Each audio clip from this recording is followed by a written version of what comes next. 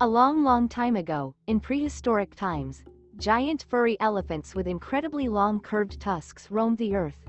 These amazing creatures, called woolly mammoths, first appeared in Siberia. While they weren't quite as big as their supersized ancestors, woolly mammoths were still a bit larger than African elephants. The biggest males could weigh as much as 8 trucks.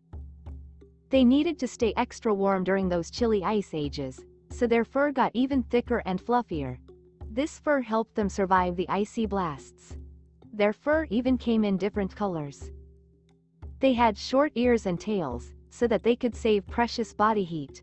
Under the fur, they had a thick layer of fat that stored tons of food, to keep them fed up during those super cold times. They could live to be 60 years old, which is quite an old grandpa mammoth. They liked mostly grasses and plants that grew in the cold places they lived. Their favorite hangout spots were grassy fields called steppes.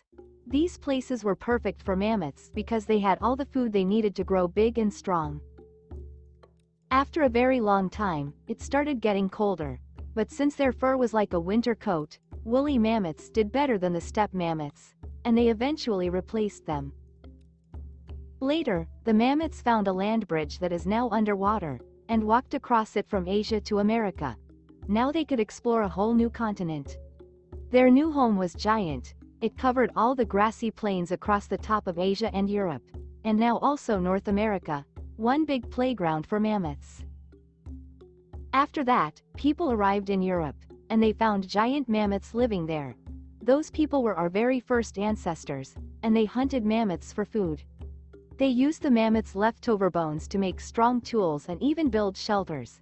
They also thought mammoths were super cool and drew pictures of them on cave walls. Afterwards, the ice age was ending and it was getting warmer.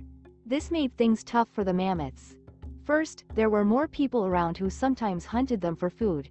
And second, forests started to spread in the grassy plains where the mammoths liked to live.